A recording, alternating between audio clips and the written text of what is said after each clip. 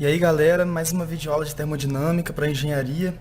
Nessa nossa videoaula nós vamos falar sobre a relação entre as propriedades termodinâmicas intensivas de um sistema.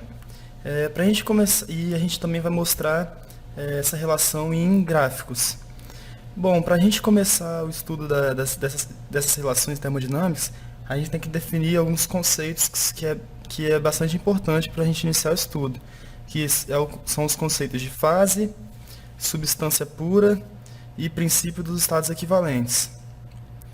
Bom, então a fase, o que seria a fase? A fase de um sistema fechado é aquela quantidade de matéria que é homogênea em composição química e composição física. Ou seja, um sistema fechado composto somente por sólido ou outro sistema composto somente pela fase líquida ou pela fase gasosa. Então, se a gente tem, por exemplo, um sistema formado por gelo e água, nesse mesmo sistema fechado, a gente tem duas fases, porque a gente vai ter duas composições físicas diferentes, apesar de ter a mesma composição química. Bom, agora o conceito de substância pura. A substância pura deve ser um sistema fechado em que a composição química da matéria ela deve ser uniforme e invariável. Então, um exemplo de um sistema formado por água e gelo, por exemplo, ou água e vapor, esse sistema é composto por uma substância pura apenas, porque sua composição química ela é a mesma, independente se mesmo tendo duas fases, a fase sólida e a fase líquida, a gente tem a mesma composição química. Então a substância é uma substância pura.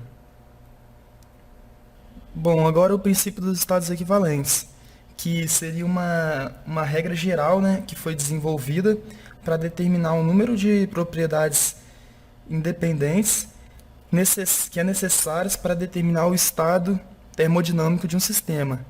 Bom, a gente já ouviu nas aulas anteriores que a gente pode sim determinar um estado de um sistema a partir de um subconjunto de propriedades termodinâmicas. Então, o princípio dos estados equivalentes vai dizer qual o número desse subconjunto, o número de propriedades desse subconjunto que a gente irá definir o nosso estado. Bom, no nosso curso nós iremos utilizar o que o princípio dos estados equivalentes diz sobre as substâncias puras mais utilizadas em nossos sistemas fechados, substâncias como a água e mistura de gases, por exemplo.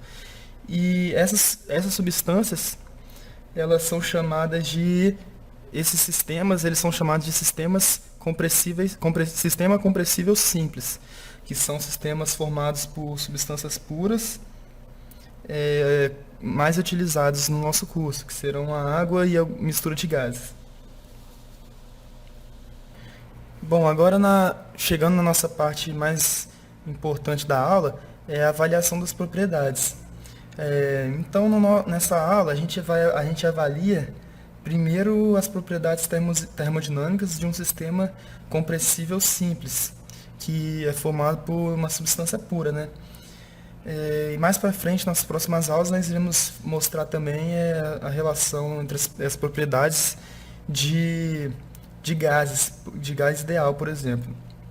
Bom, então nós iremos mostrar primeiramente a relação entre a pressão, o volume específico de um sistema e sua temperatura. A partir de experimentos que foram feitos, foi-se concluído que a temperatura e o volume específico, eles são propriedades independentes.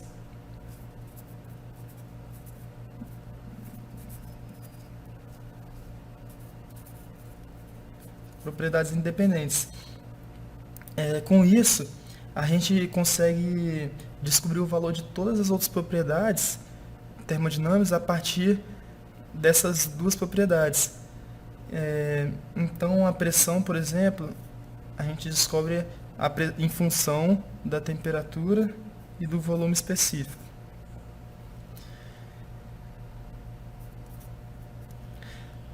O valor o gráfico dessa função da pressão em função da temperatura do volume específico vai nos dar uma superfície. E essa superfície é mostrada nesse diagrama, nesse gráfico. A gente percebe aqui nesse gráfico, esse gráfico é um exemplo de uma substância como a água, por exemplo, que se expande durante a solidificação.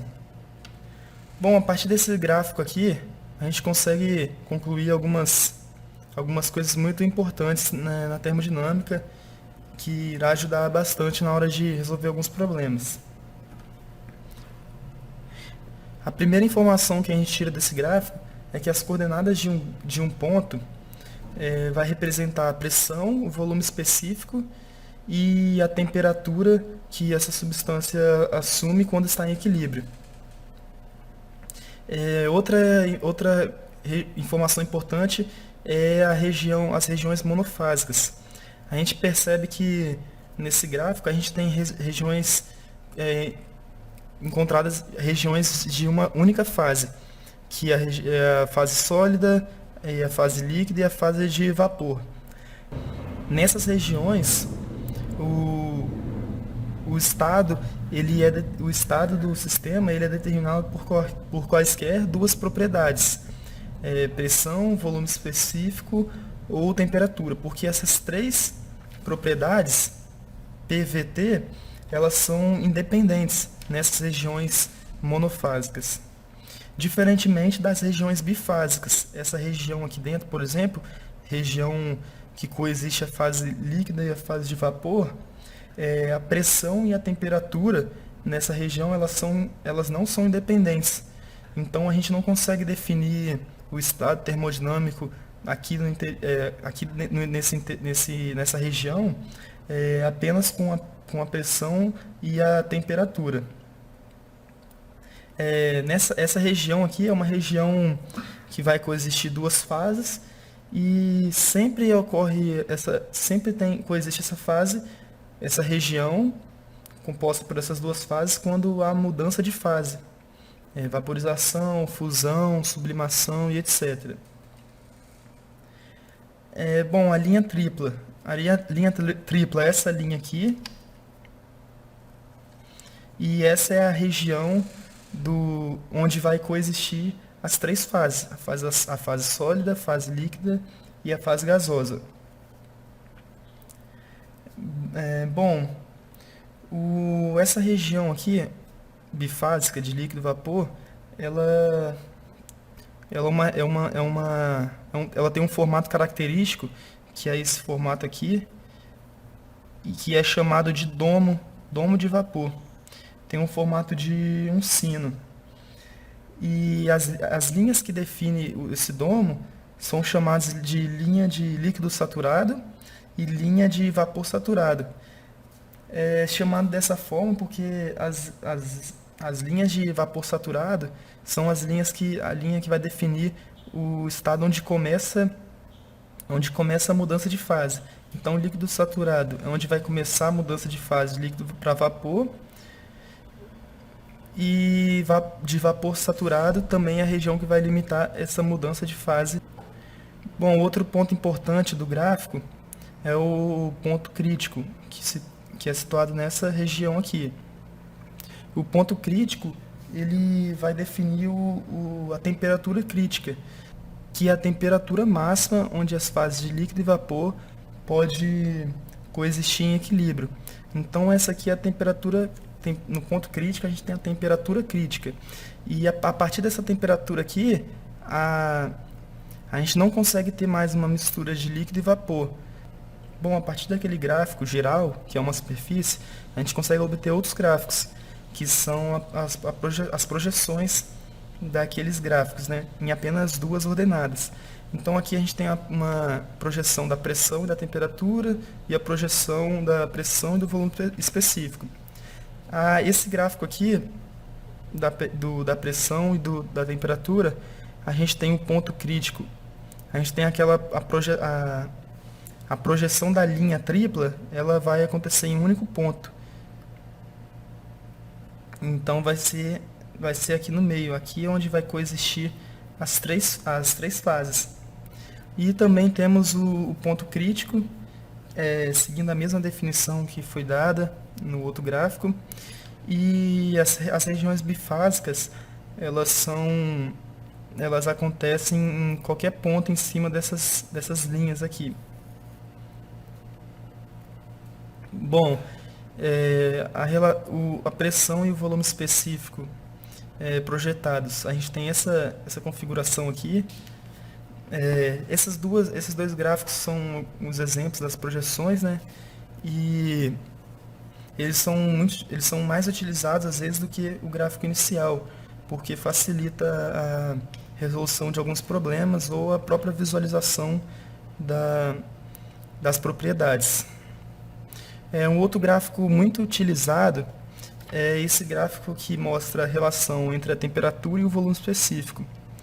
Esse gráfico ele é muito utilizado também na resolução de problemas e também devido à sua semelhança que ele tem com um gráfico geral, com a superfície. E aqui a gente também tem as mesmas definições de ponto crítico, que seria o ponto onde a gente teria a temperatura crítica, que seria a temperatura máxima que as fases líquidas e de vapor possam coexistir. Acima dessa temperatura, nós não temos mais a possibilidade de ter essa mistura aqui. Essas linhas vermelhas aqui são linhas de constante de pressão.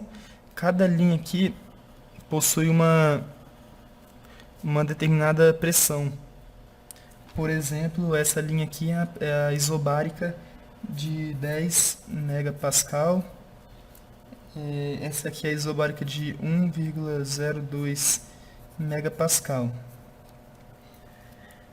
Bom, a gente percebe aqui outra informação importante, que dentro do domo da região bifásica vai estar ocorrendo a mudança de fase, e durante a mudança de fase a temperatura permanece constante, a temperatura não muda. Assim como naquele gráfico de superfície, também temos os valores de saturação. O valor de líquido saturado, ele se encontra nessa parte do gráfico aqui, nessa linha.